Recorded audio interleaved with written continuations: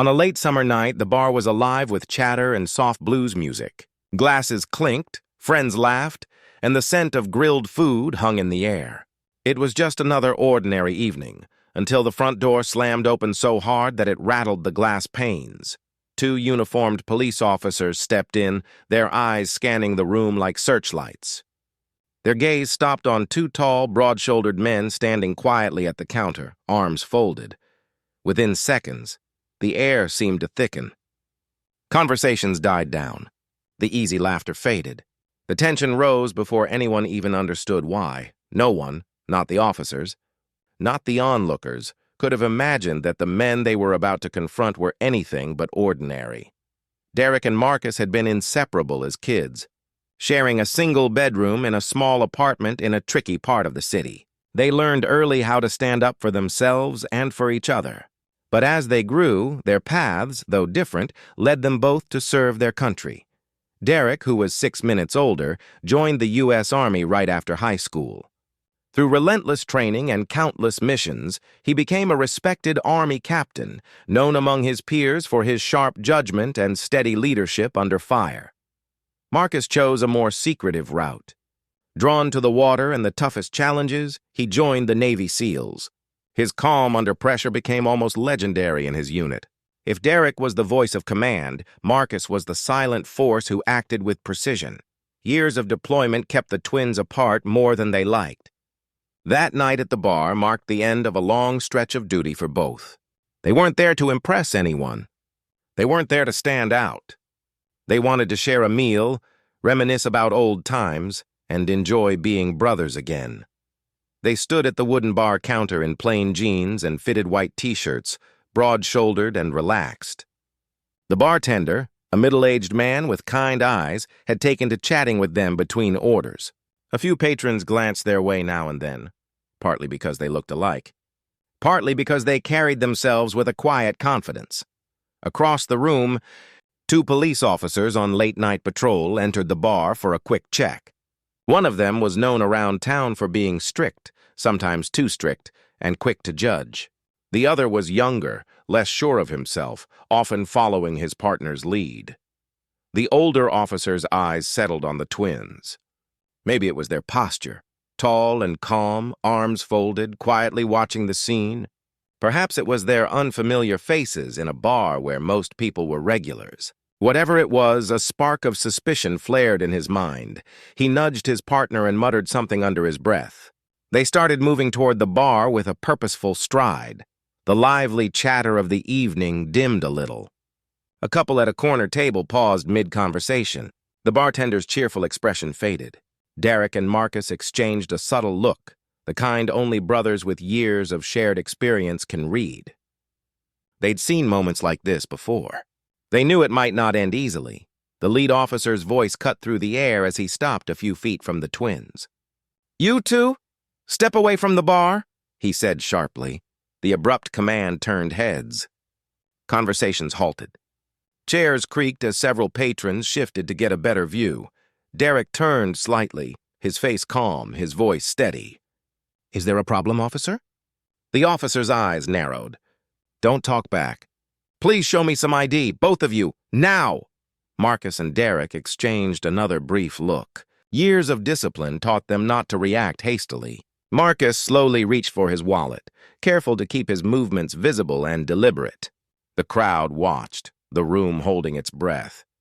Even though both men had been in far more dangerous situations on deployments, there was something uniquely heavy about moments like this.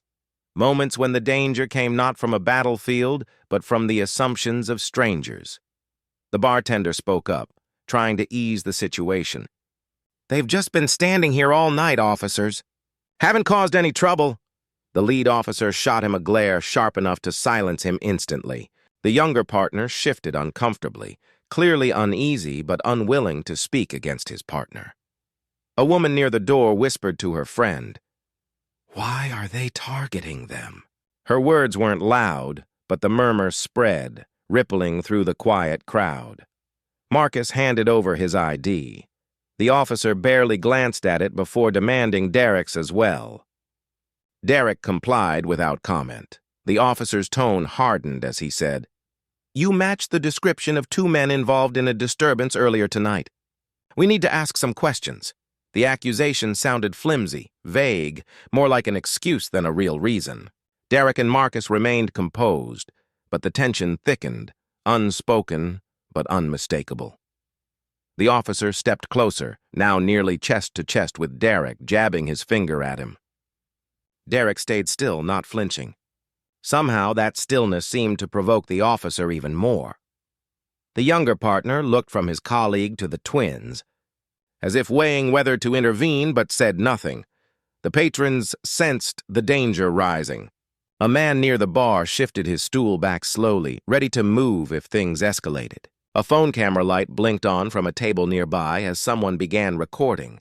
The air in the bar had undergone a transformation. It was no longer just tension. It was expectation, the sense that something decisive was about to happen. The lead officer's voice rose, sharp enough to cut the silence. "You think you can ignore an order?" he shouted, jabbing his finger into Derek's chest. The crowd collectively held its breath. A few gasped. Someone whispered, "This is about to get bad." Before Derek could respond, Marcus stepped forward slightly, his expression calm, his tone measured. "Officer," he said quietly but firmly, "I think you should take another look at those IDs." The officer turned to glare at him, lips parting to deliver another sharp retort. But before he could speak, Derek said in a steady voice, "You have no idea who you're talking to." The words weren't a threat. They were simple, even-toned, but they carried the weight of something the officer hadn't yet understood. He snatched the IDs again and actually looked at them this time. His eyes flicked from one card to the other, then back to the men standing in front of him. For a moment, his expression was confused. Then it shifted, first to shock, then to a feeling akin to unease. The bar went completely silent. Every eye was on him as the realization spread across his face. The man he had been shouting at, jabbing in the chest like a suspect, was a decorated U.S. Army captain, a man who had commanded troops in dangerous missions overseas. The one standing beside him, calm and composed, was a commander in the U.S. Navy SEALs, one of the most elite units in the armed forces. The officer's hand, still half raised, froze in the air. Slowly he lowered it and stepped back.